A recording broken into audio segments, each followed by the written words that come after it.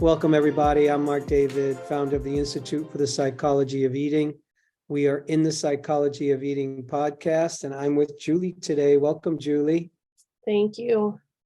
Well, Julie, I know you know how this works. And for anybody new to the podcast, Julie and I are meeting for the first time, and we're going to do a session together and see if we can make some good things happen. So, Julie, if you can wave your magic wand, and if you can get whatever you wanted with food and body, what would that be for you?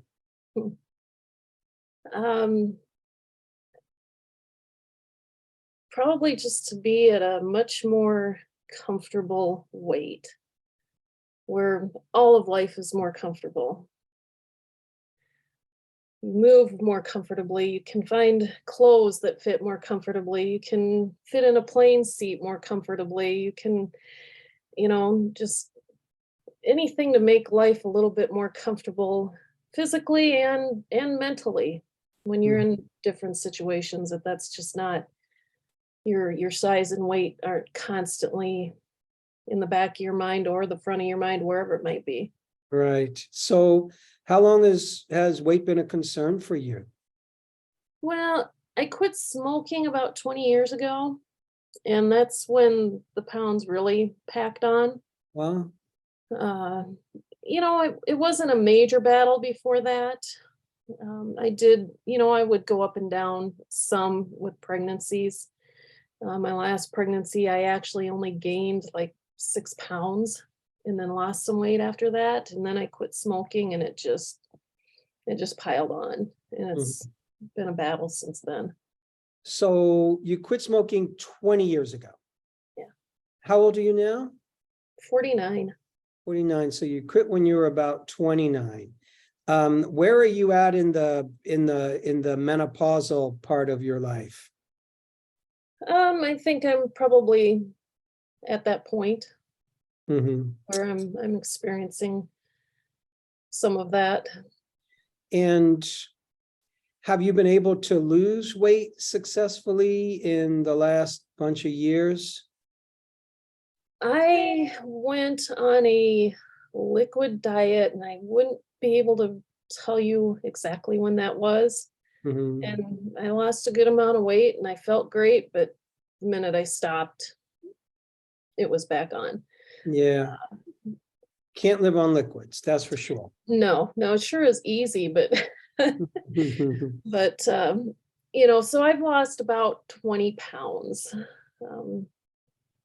Some of that with the help of COVID, and some of that with just really trying to put into practice some different things. And So how much weight do you want to lose at this point? What would be a reasonable amount for you that you think you'd feel good? I don't even honestly have a clue. I mean, I would just, I think 140, 150 would be great, but it's been how long since I've been there? I don't know how realistic that is at this point. I'd be happy to be under 200 pounds. So how much weight would you have to lose to get there? About 30 pounds. Okay.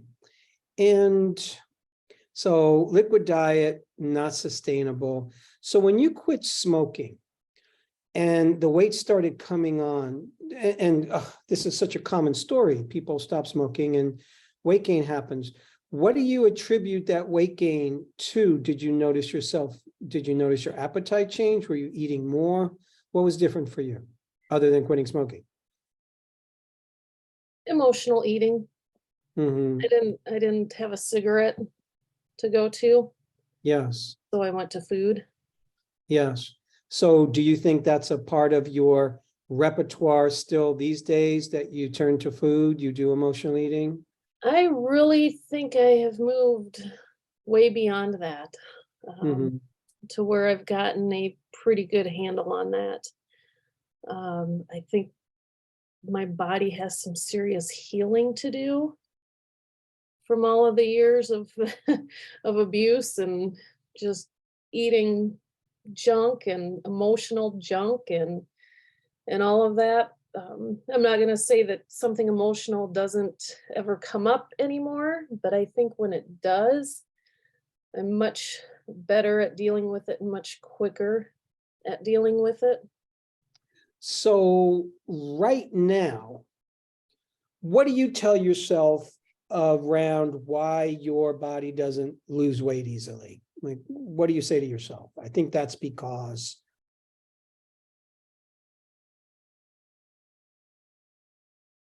I'm not sure. Maybe I'm missing something here because I don't eat a ton. I don't drink a ton. Um, so I struggle with that. My diet isn't perfect, I know, but we've worked hard at improving it. Um, Mhm. so I'm not quite sure exactly what's the biggest factor there. I don't know. Sure. I Are don't you, binge like I used to. I don't do those things anymore. yes. Are you on any kind of prescription medications? I take a high blood pressure medication. Mhm. That's it. Okay. And have you ever been tested for diabetes? So before I had COVID, I had gone in and actually had a bunch of tests done, and everything came back pretty normal. Mhm. Um, so yeah, no, there was no diabetes there. And thyroid hormone Thyroid tested was well? good. Mhm. Yeah, all of that stuff actually, surprisingly to me, even turned out good. And I think I was really surprised because I had been doing fairly well and I had a job change and I started just feeling really crappy again. And so I went in and had her check everything and everything came in okay. And I said, could it just simply be the hours, the change of hours that I was working? And she said, yes. Mhm. And so I actually quit that job. And it's my body had actually started healing. And then I got COVID. Mhm. Wow. So this isn't a fun process for you, trying to figure out why the weight's not coming off. This is hard for you. Yeah. Yeah, yeah. I'm sorry you have to go through that, because we're generally taught that it's less food equals less weight. And if you're not eating a lot of food and the weight's not coming off, then it's a little bit of a head scratcher of what's going on. So that's why, I asked a few questions around, diabetes or around, hormone health, particularly thyroid or prescription medications. Sometimes they can create weight loss resistance. How's your sleep? That can vary. um, Different body aches and pains kind of get in the way of that sometimes. Yes. And if I'm 100% honest, dogs.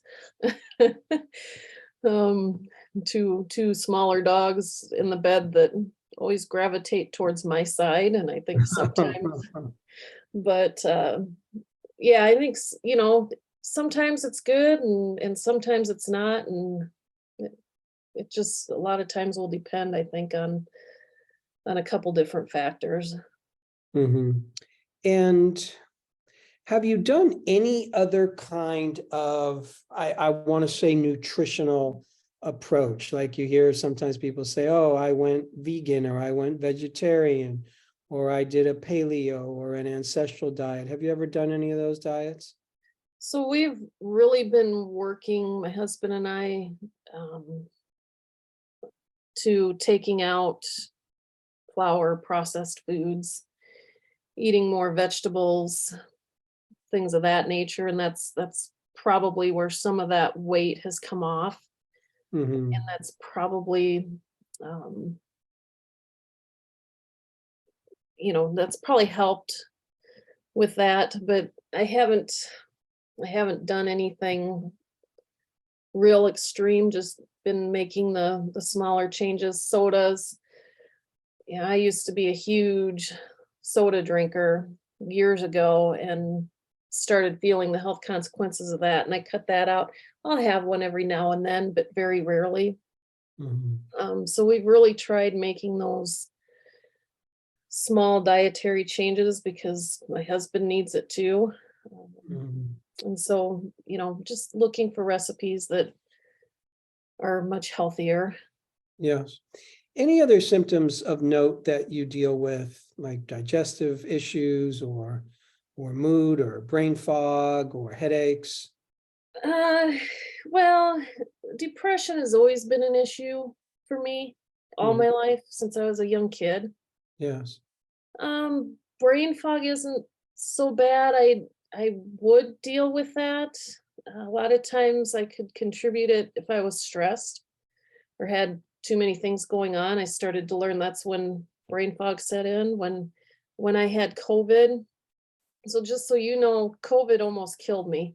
Mm. And I had quite a treatment and the effects of COVID and the treatment, it took a while. I think I'm finally back to normal, but boy, the brain fog was horrible Yes. with that. But I think most of that has gotten back to normal. It's been October 11th would have been a year. Well, congratulations on being alive. I understand I was in the hospital and literally was wondering, am I going to make it? So I know those moments. I had long COVID, so it took me a while to get back Yeah. on my feet. Yeah, yeah, that was my first, whoa, I'm Yeah. that mortal moment. Well, and I knew if I got it, I was going to be at risk. And when I did get it, it hit me hard, but I Yes. had a good doctor. Well, I'm glad it all worked out for you. So, how's the how's the weight experience for other members of your family, parents, siblings? So my mom has no weight issues. Um, my sister has no weight issues. My dad has always been heavy. Mhm. Uh, so I guess, yeah, that's kind of, Yes. Let's talk about depression for a moment. What age did you first notice, like, I'm dealing with some kind of depression?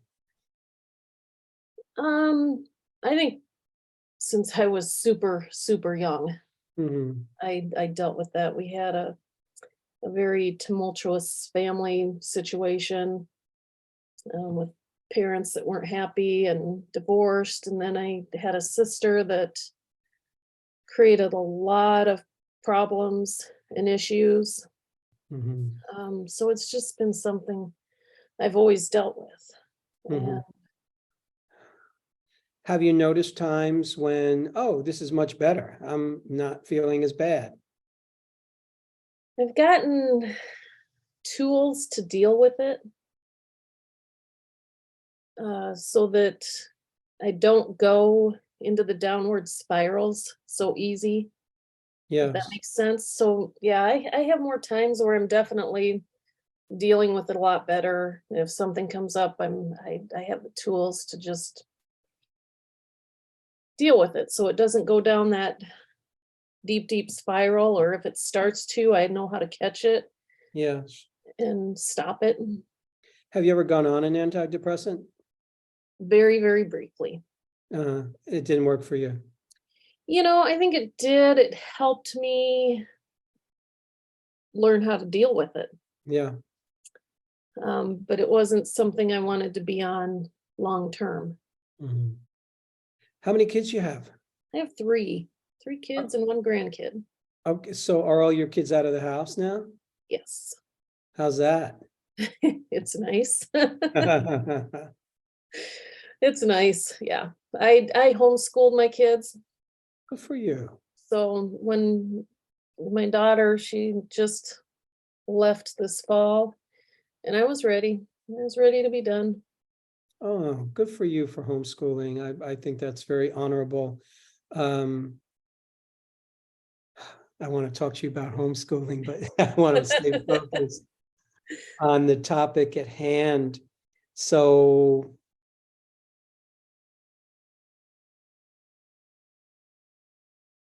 let me offer a couple thoughts right now.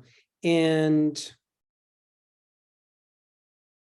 sometimes there's almost like a one-to-one. Weight is complex.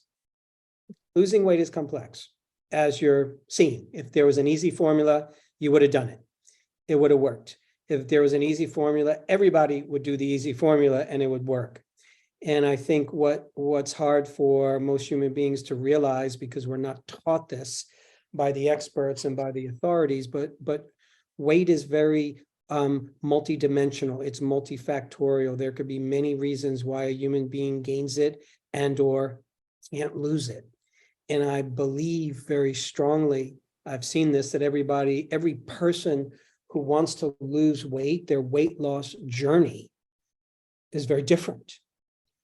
And what works for somebody else is not necessarily going to work for you, and vice versa. So I just want to ask a couple of more questions before I start to come to any thoughts about depression for you. How does your husband handle that? My depression? Yes. He's just super supportive. Mm-hmm. In whatever it is, whether it's that or weight loss, I mean, you name it, he's supportive. Oh, good for you for having that kind of relationship. Right. I feel bad for the guy. I always say I came into our marriage with a lot of baggage, and he's been helping me unpack it ever since. But yeah, all I can say is he's supportive. Yes. What do you think? Do you ever think to yourself, here's what I think is going to help move the needle on my depression. If I could only do oomph or think this way or something, what do you tell yourself about it? I'm tired of it. Ah, I'm tired of the battle. yes. So yeah. I don't know how to get it to move any further than it is, other than to somehow find value in myself, Yes. which I think for many reasons I struggle with. Yes. What does help you feel you're valuable, that you have something to offer? I don't know. I really don't know. Sorry. No. I think that's probably my biggest struggle, Mm-hmm. is just finding that value. And you get done. I've had so many messages sent to me throughout life. Even with homeschooling, I struggled so much with that, because the message I was getting from family was, you're going to screw your kids up, and you need to be out working. You need to have a career. You need to have a degree. You need to be this. You need to be that. Mm-hmm. And so I always, no matter what I'm doing or not doing, I think I struggle with that. Yes. And then the messages I get about my weight on top of that. From family? One person primarily, and that would be my mom. Yes. How old is your mom? She is 71. Mm-hmm. Have you ever told your mom to speak differently to you, please? She's never outright mean, but the message is definitely there that my weight is not acceptable, that the fact that I don't have some hoity-toity career is not acceptable, that none of that is acceptable. Mm. And so, what what am I supposed to say, I guess? Yeah. It's such a challenge when we get those messages from a young age, because as you know, young people are extremely impressionable. We take what's given to us from the outside world and we believe it and we repeat it. So if you're constantly told you're wonderful, you're beautiful, you're the greatest thing ever, then we start to believe that. If you're told you're not good enough, you're not okay, you need to do this in order to be more lovable or likable, then we believe that. And the odd thing is we repeat those to ourselves. And even though you don't live in your mother's house anymore, she's still talking to you. And even when she's not there, those voices are still in our head. And those voices, any voice that you and I have inside that says, you're no good, you're not enough as you are right now, you need to be this, you should have been this, you should look like that, you should weigh like this. Those messages are by themselves heavy. They're heavy. They're like a burden that we carry around. They weigh thousands of metaphoric pounds. So, you know, when I'm listening to your journey and your story, I hear a couple of things. I hear that, you know, on the one hand, from a personal perspective, I think your job in life, your task in life is to learn how to lighten up. Really. Now, obviously, we say to ourselves, well, I got carrying around all this weight. If I had less weight, I would be lighter. And technically, you would be lighter if you had less weight. But I got to tell you, Julie, I know a lot of people who weigh 110, 120, 130, 140 pounds, and they're heavy in terms of internally, in terms of they can be depressed, they can hate themselves, and they can be carrying every burden imaginable such that the net result is they're heavy. They feel heavy.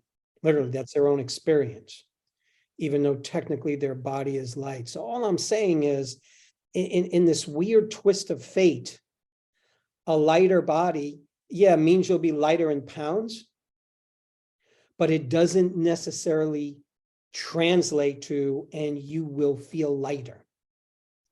Because as long as we're feeling depressed, and as long as we're feeling like the emotional feeling of heaviness, of carrying a burden, it's a burden to feel I'm not okay, I'm not good enough, I should have been different, I should have been better.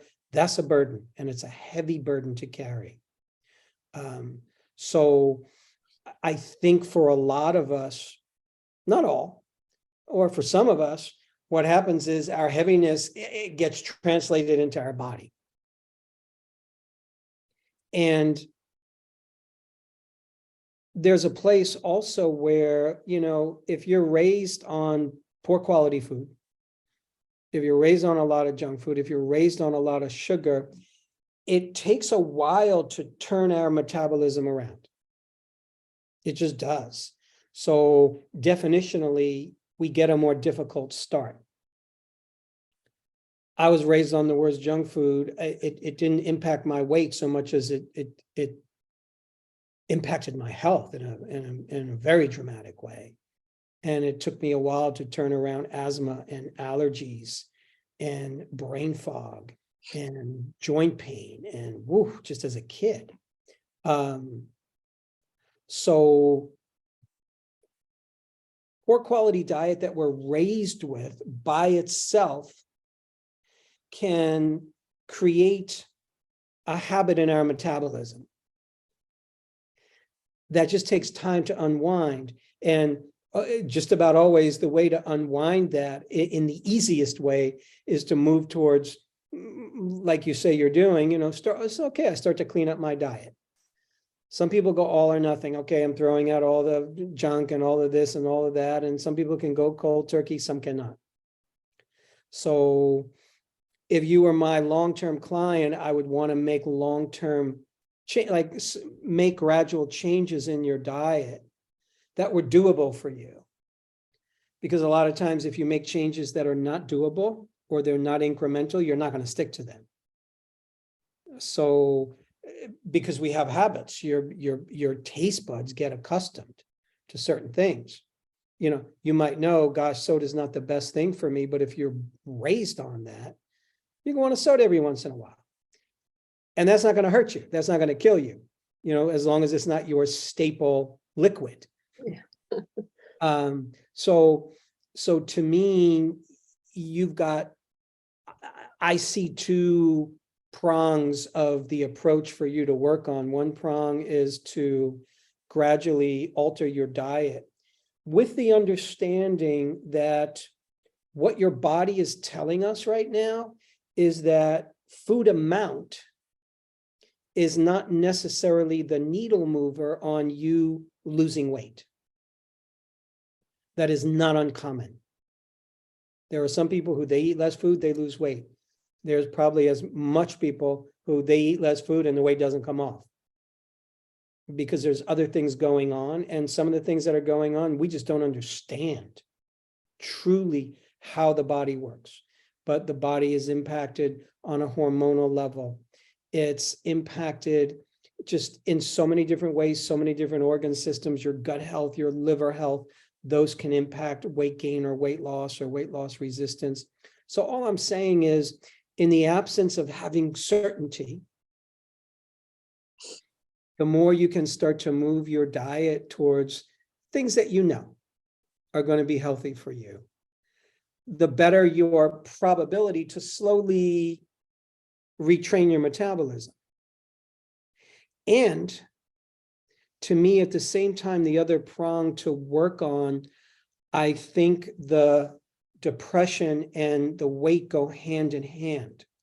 Not that they cause each other, I'm not saying that, but they're kind of partners in your journey.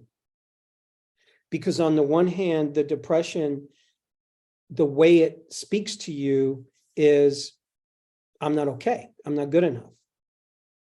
And the way weight speaks to all of us, anybody who's dealing with, I want to lose weight, is basically saying, I'm not good enough at this weight. If I lose weight, I'm good enough. If I lose weight, I'm lovable. If I lose weight, y'all will love me. If I don't lose weight, I'm not acceptable. So that by its, so again, that's heavy. Yeah. That's a heavy thought. And that's a depressing thought for a lot of us. Yeah. Did you ever get angry?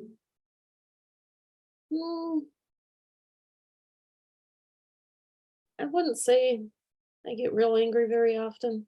Mm-hmm. Did you ever want to get angry? Oh, I have. uh, during COVID, I was on a lot of steroids, and I experienced that lack of control of my mouth with that, and I got angry. How'd that feel? I felt horrible, but yet, it was just kind of nice things coming out of your mouth that you'd love to say about situations, but I felt bad afterwards. Mm-hmm.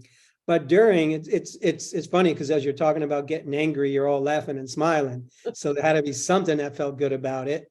Yeah. Would you?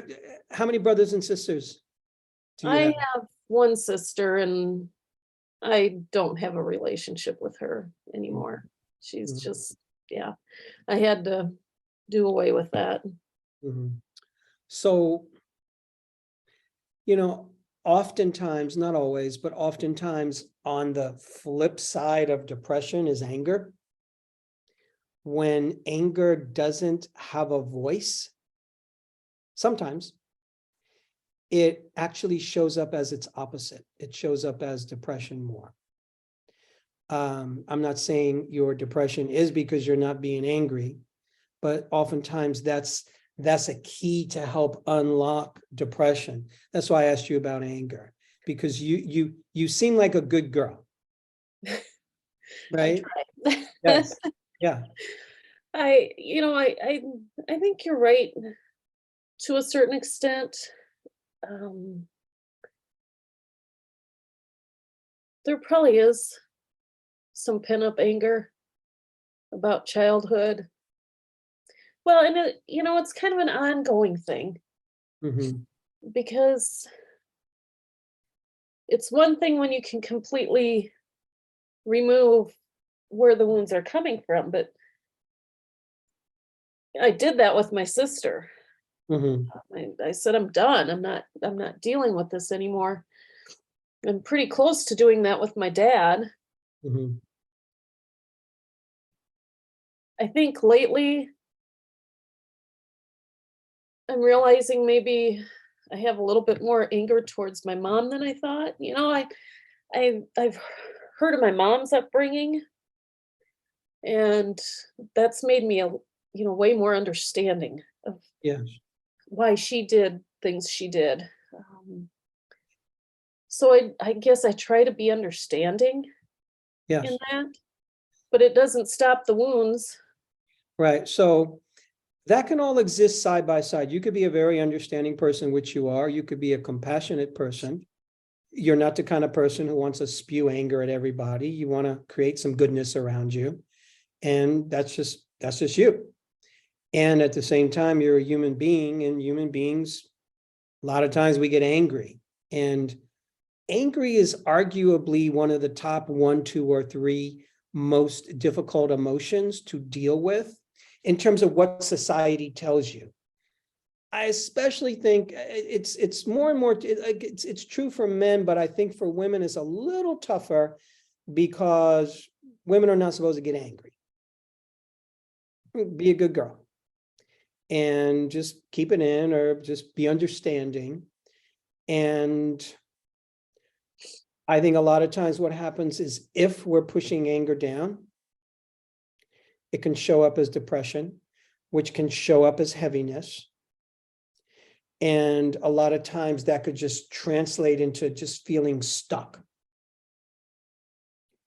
And I think I do push anger down, and every now and then it comes bubbling up. Not very often, but I think it would be interesting assignment for you would be to just do some journaling, or just write an inventory of, me and anger. To make a list of everything I'm angry about. And this is just for your eyes. Nobody has to see this. This is between you and you. So there's nobody reading it. There's nobody assessing you. There's nobody judging you. And you don't have to justify your anger. You could be angry just because you're angry. You don't have to have a good reason for it. You don't have to explain it away. And yeah, you're an understanding person. And I'm interested for you to give your anger a voice of its own, where it doesn't have to hedge and it doesn't have to hold itself back. Just like, what the hell are you angry at? And what pisses you off, and what's pissed you off, and what continues to piss you off. that Just, actually sounds really good. yeah, just so you can see that, because I think that's a part of you that needs to come out. When you create a boundary, like if you say, okay, sister, like this relationship is not happening anymore. A part of what goes into creating that boundary is your anger. If everything was all sweet and nice and you weren't angry about it, you wouldn't do that. So there's a part of your anger that's speaking there. And,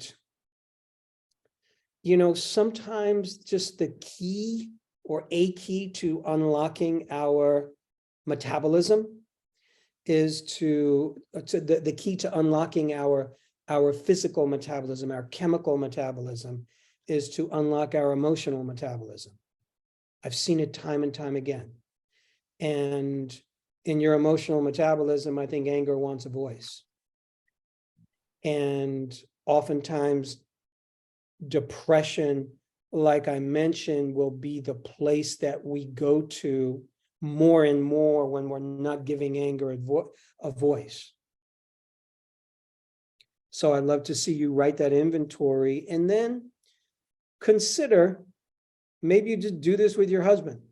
Every once in a while, you sit down and say, husband, this crazy guy gave me this assignment where I just got to talk to you, and you just listen. We don't have to fix anything. And it's listen to me for 10 minutes where I tell you all the nonsense that I'm angry about. where you just get to feel it and you get to own it. And you don't have to be a good girl, and you don't have to worry. He's not going to judge you. He's not going to leave you. He's not going to hate you because he hasn't done any of that. You know, he stands in your court. Yep. Anger's power. Depression, in a weird way, it's emotion that isn't getting channeled, but it's energy. And it's energy that wants to turn into something else. So all emotional energy is, at some point, it's energy for creation. Your anger is energy for creation. When you're angry, you kind of feel a little energized. Yeah. I think there's a place in you where your energy field, your body, your emotional body wants to be able to express itself. Yep. I think I can definitely see that. And And- anger wasn't anything that I had thought of. Mhm.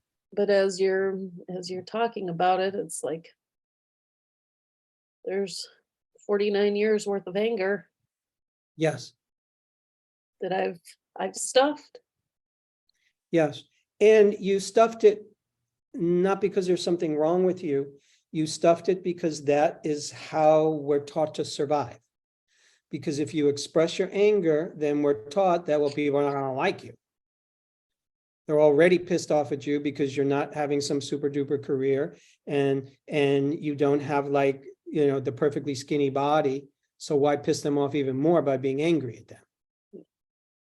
So a lot of times when we are noticing as young children, when we as a young child notice it's not safe for me, I'm not getting approval, I think in order to feel safe, we become good boys and good girls.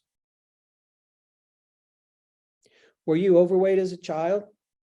No, so in ninth grade, I was actually really active. I go back and look at my pictures and I was skinny and I thought I was fat. Mm, But in ninth grade, I had an injury that kept me inactive for a year, and I gained a little bit of weight. I'd give anything to be back at that weight now, right? But so no, my real problems started when I quit smoking. yes. After my first child, I had some issues. I know that, when I left the hospital, I weighed more, um, because I just filled up with fluid, and I Mhm. battled that for a long time. Mhm. But then with my second and third, I did much better. But it was that quitting smoking that, because when I look before I smoked, and I was a huge binge eater, and but yet I could, manage to keep my weight under control. But then it went to smoking, and that's what I would turn to. And yeah, like I said, when I quit smoking, I didn't have that. Yes. Yes. So life is very immediate, I find, and it's often giving us clues about the places that we can work. And I'm just guessing for you that a ripe place to work to move your emotional metabolism is around anger, and you beginning to express your adult woman voice. Because there's the part of you that's being a kid with your mother. Yeah, you're still her child, you're her daughter, but you are not 12 or 15 or 20 years old anymore. You're a 49-year-old woman. You're your own woman. And there's a place where we still live in our heads as if we're a younger person who doesn't have the power, who's still looking for my mother's approval or my father's approval. And there's a place where we need to graduate at some point. And that graduation is a self-graduation, where one day we wake up and we decide I'm going to do my best to not have to please my parent anymore or please my parents. They're going to like stuff that I do, and they're not going to like stuff that I do. And I can't let that run my life and run my inner world. So I think there's a part of you that's just owning that's ready to own your woman within, your queen within, in a new way, in a bigger way. Meaning you're in charge of your inner world. Nobody's voice is going to tell you what to do or how to feel about yourself. As children, we don't know how to do that because we're dependent on the love of the big people around us. We're dependent on their money and all the security. You're an adult, and it's your time to realize that I don't depend on anyone else's approval. Yeah.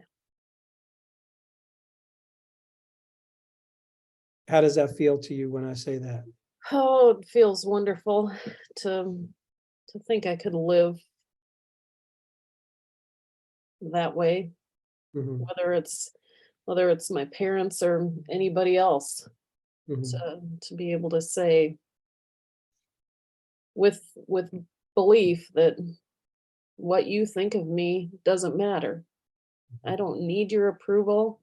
I think a certain part of me has maybe started doing that in bits and pieces, but then somebody will say something or do something and it'll bring me back down. And that's where you have to be vigilant. So this is a practice. It's not like we wake up one morning and we go, I don't care what other people think about me. That would be nice. Be nice to be able to push that button. But it's a practice, and it takes time. And it's a practice like any other skill you've developed. It takes time, and you practice every day, and you notice, oh, wow, that person said something and I got small inside again. Oh, wait a second. Got to take a couple of deep breaths and breathe myself back into my body. Part of it is when I'm not experiencing all of my emotions, when I'm not experiencing my own personal power. You have your personal power. It's there. You're not always feeling it. And we get easily knocked out of our body in a strange way. We go into our head Yeah. when somebody insults us or when somebody says something, and your job is to actually learn how to inhabit your body. I know you want to lose weight, and I want you to have that result. And what I'm trying to help you with is some of the mindset that creates the space for that to actually be able to happen. So some of the mindset is, yeah, I want to lose weight, but I don't want to lose weight because you're going to approve of me, and you're going to approve of me, and I think you're going to approve of me, and society's going to approve of me. No, I want to lose weight because that's my preference. Yeah. That's what I want for me, not that's what you want me to do. Yeah. Because if it's what everybody else wants you to do, then we're continuing that same old pattern that doesn't work, which is we're giving away our power. We're giving away our dignity. We're giving away our authority. Yeah, and I know I'm always in my head. I have a hard time shutting my head off. Even, when you ask how I sleep, it seems like my mind is even going while I'm sleeping a lot of the time.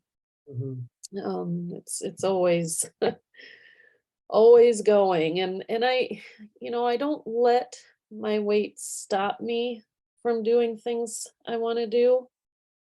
We travel, snorkel, but I would like to do that without the thought in my head of this is embarrassing, I'm being judged. Mhm. Yes. It's always there. I want to go and I want to snorkel and I want to not think about anything else before or after. Mhm. Just snorkel and enjoy it, and I not love spend the time leading up and post. thinking Yes. about I shouldn't be showing myself in a bathing suit, no matter how much coverage it offers, or And oddly enough, only we can do that work. Like we're the only ones, you're the only one in you who can change that. We tell ourselves, well, if I just lost the freaking weight, I won't have to deal with that. Which is yeah. kind of true. But when I say that, well, if I lost the weight, I won't have to deal with that, then that automatically makes me less than, it automatically puts me in my head, and it automatically makes me feel like not good about myself. So once again, I want to say that's a practice. It's a practice for you to show up and ta-da, here's me. You don't like the way I look in a bathing suit? I don't like the way you look either. And I don't care. I got love in my life and I'm good. I don't need you all to think of anything about me. Mm. So that's something you practice. That's something that you invoke. And it takes time, but it's kind of like you're making that part of your mental diet. You're feeding yourself positive regard. You're feeding yourself positive ways of thinking about yourself, because the more you put those vitamins in your body, vitamin A, which is acceptance, and vitamin L, which is some love, then it just kind of builds on itself. Otherwise, we're going to feel like victims. Otherwise, every time, any moment there's an opportunity to feel bad about yourself, you're going to take it. So what helps you? What are some of the things that you do that help you get out of your head and you just forget for a moment that, oh, I got to lose weight, and you're just like kind of in your body and you're having a good time? Uh, I don't know if there's a whole lot, or I'm not in my head. Mm-hmm. When we're traveling, doing different things, um, depending on what it is, and I'm so happy we're going on our first cruise, in over 2 years. And I can't wait to get back at that. But in my head is that thought that, you should have lost some weight before you did this. Mm-hmm. Then maybe you'd be more comfortable. You should have lost some weight before you did this. Yeah, and I'm just always there in my head. But, every now and then, it's like we love walking, walking our dogs. And I Mm-hmm. would say when I'm out walking, I'm not there. Beautiful. Enjoying nature and conversation and whatever. How about touch? Um, I love touch, but I'm also uncomfortable with it. Mm-hmm. As far as I don't recall as a child, there wasn't a whole lot of hugging, loving stuff of that nature. So I didn't grow up with that. It was a discomfort for me. Now my husband comes from a family where they're big on that. Mm-hmm. And so, we hug every day at least once. Mm-hmm. I think thanks to my husband, he's made that a point to do. Yes. Yes. Yes. But I'm not one of those open people where I'm coming up and just hugging people and Mhm. doing that. I want to leave you with another possibility, another way of thinking about things. And, none of what I've been talking about with you is, oh, here's the quick weight loss strategy to do. Because I think there's just some pieces to bring into your life. What I've been talking about, just focusing on the depression by focusing on the anger piece and learning to find your voice with people, and which I know you're already doing, but even more so. And talking about you starting to monitor the negative conversation in your mind that you go into and start to free yourself of the imagined opinions of others. Because it's your imagination. Most people, by the way, they don't care. They're in their own world. Yeah. And if somebody is judging you because of how you look, great. That's such good news, because now you know who is not your friend. Yeah. Now you know this is not a person I'm interested in, not a person who's going to be in my world. Adios. So here's another piece that I think is important for a lot of us, is that, even though we're born into this world, a lot of times we haven't fully birthed into our own body. Meaning we're not just kind of in our body. We spend a lot of time in our head. Body becomes like a life support system for my head. And I'm thinking about stuff all the time, and I'm worrying about stuff all the time. And yeah, of course we're going to think, and of course we're going to worry. That's a part of being human. But a part of being human is also inhabiting this body. A lot of times we check out of the body because it's too painful to be there. If we feel difficult emotions, if we feel pain and suffering, if you had a difficult childhood for any reason, the difficulties, the difficult emotions, they're felt as emotions, but emotions are in the body. So the more I leave my body, the less I have to deal with that some way, or we cover up emotions by using food. That helps us. Food helps us it can help us kind of leave our body, or alcohol could do that. Drugs can do that. All kinds of things can help us just go out of the body. And your job is to learn how to be in your body. It is difficult to shapeshift your body, to change the structure of your body, unless you're in it. It's kind of like being in a car. You want the car to go somewhere? Okay, get in the car. Turn the key. Sit down, relax. Okay, let's move. So you got to be in the car to move it. You got to be in your body in order to ask something big of it, which is, okay, body, I want you to lose a bunch of weight. So we have to be in it. And one of the ways we be in it is by doing the things you do that help you go, oh, this feels good. Taking a walk, walking the dogs, being out in nature, enjoying, and moving into places that can be good for you. I think touch is a great place for you to explore.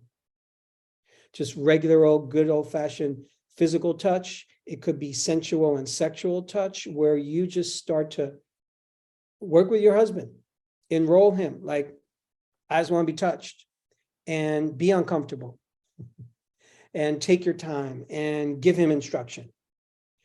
I don't think it. Yeah, go. Say I don't. The actual. Well, no, that wouldn't be true. Let's say the actual touch doesn't make me uncomfortable.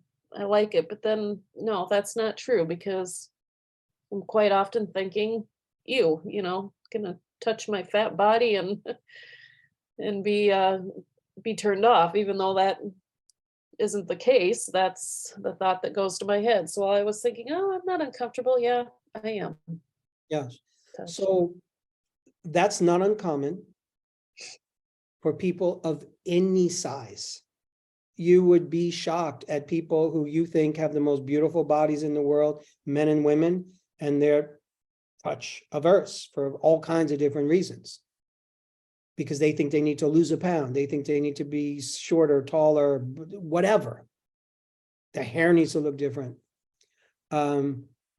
So it takes practice to let your body receive more pleasure, really, is what it is. Your body's built for pleasure. And when we're constantly trying to change it, come on, body, I just got to change you. I just got to make you lose weight so I can feel better about you. Then in a weird way, what we're telling it is, I don't feel good about you right now. I don't enjoy you right now. You don't deserve to have joy right now because you're too big. Like, oh, you're touching my fat body. Well, this body doesn't deserve that. And it's just not true. There are men and women who have bigger bodies than you do, and they can enjoy themselves. There's people who have much smaller bodies than you do, and they don't enjoy themselves. Yeah. So it's all about what's happening in our inner world, and it's about you starting to invite feeling good about yourself into your body now, and not make weight loss the number one condition for you to accept and love your body, because that's what everybody else told you. That's what the world told you. Well, we don't believe that. And you have the part of you that I think follows the beat of your own drum. You just don't always acknowledge that. That's why I was fascinated about homeschooling. I love homeschooling. And you have to have a whole different way of looking at the world, and you have to be a little more radical and inventive and courageous to take that path. So I don't know what people say to you, like, what's your problem doing that? I think, wow, big respect. Yeah. Yeah, I kind of like that description, radical. There's some people who would probably say that about me. Yeah, And that's a compliment. it honestly doesn't bother me either. I think sometimes I'm so conflicted, where I love that radical side of me. And then there's that other side of me that, nope, that's not okay. So I'm always just in a fight with myself. Yeah. So it's learning how to call a ceasefire. That takes practice. And the way you call a ceasefire is you say, I'm going to practice doing a ceasefire. And the moment you say, no, that part of me is not acceptable, you go, wait a second. I love that part of me. Yeah. Doesn't matter what y'all think. Doesn't matter what anybody thinks. You love and respect that side of you. That's the side of you you want to feed. Because whatever you're feeding, whichever side you're feeding, that's who's going to get all the growth, and that's who's going to get the nutrition, and that's who's going to get stronger. Yeah. So it's just a slow training of the mind. Like, that's where I'm putting my energy. And yeah, you'll argue with yourself and you go, no, I'm really not good. And you go, oh, right, that's that part of me that's coming in again.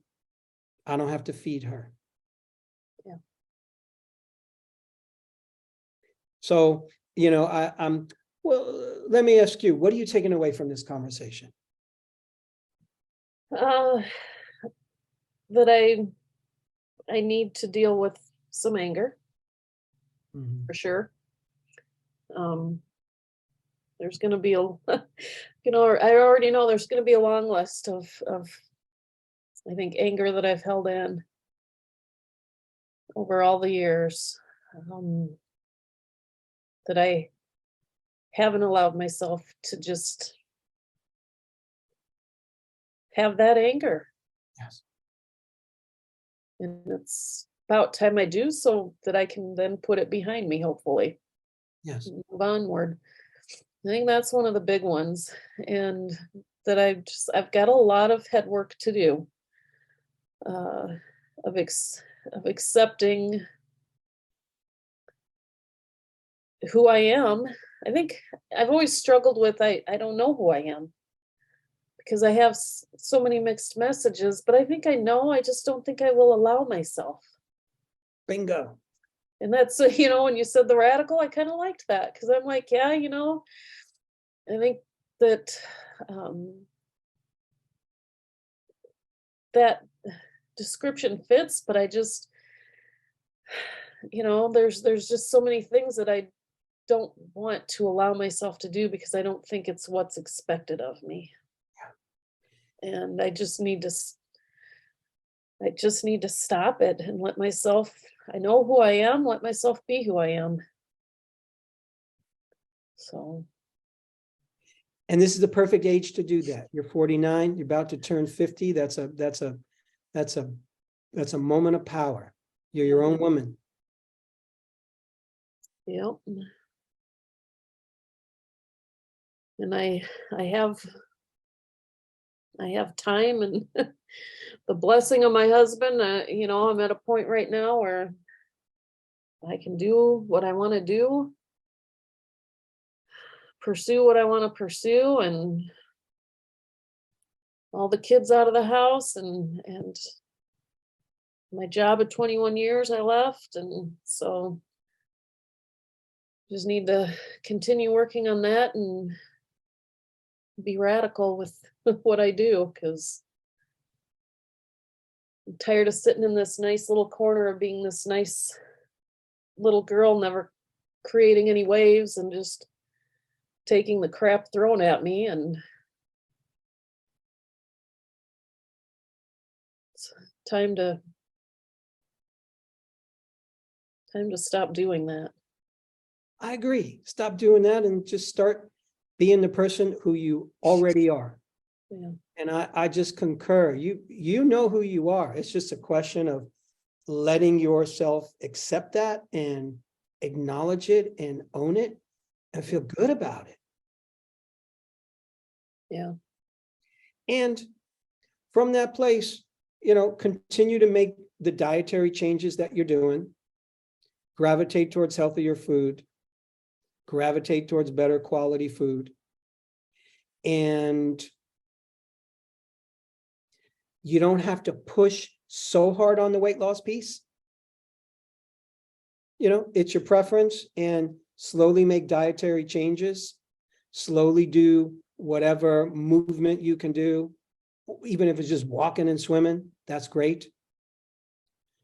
And I think giving the inner work that you've talked about some attention, the anger piece, the owning who you are, the letting go of being a good girl and thinking you have to please everybody.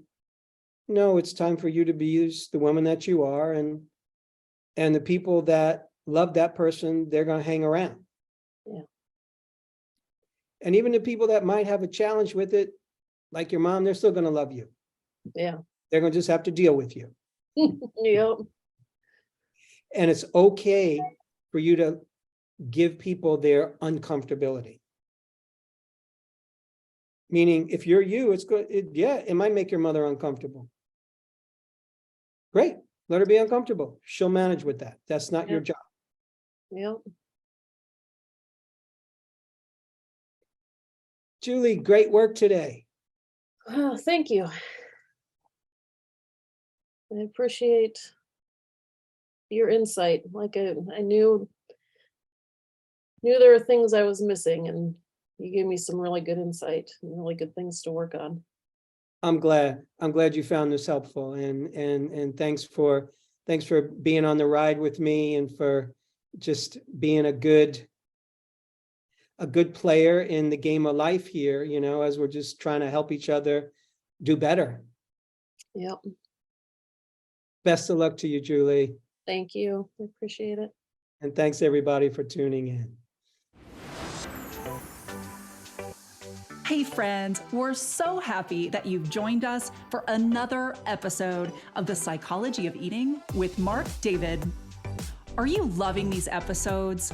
Then simply subscribe and you'll never miss an episode again. We'd also love it if you'd leave us a comment below so we can hear more about your own journey with food and body. And if you're curious about what we offer at the Institute for the Psychology of Eating, including our internationally acclaimed coach certification training that's rooted in dynamic eating psychology and mind-body nutrition, please head on over to our website, psychologyofeating.com. Until next time, take care, and remember, having the body you want starts with loving the body you have.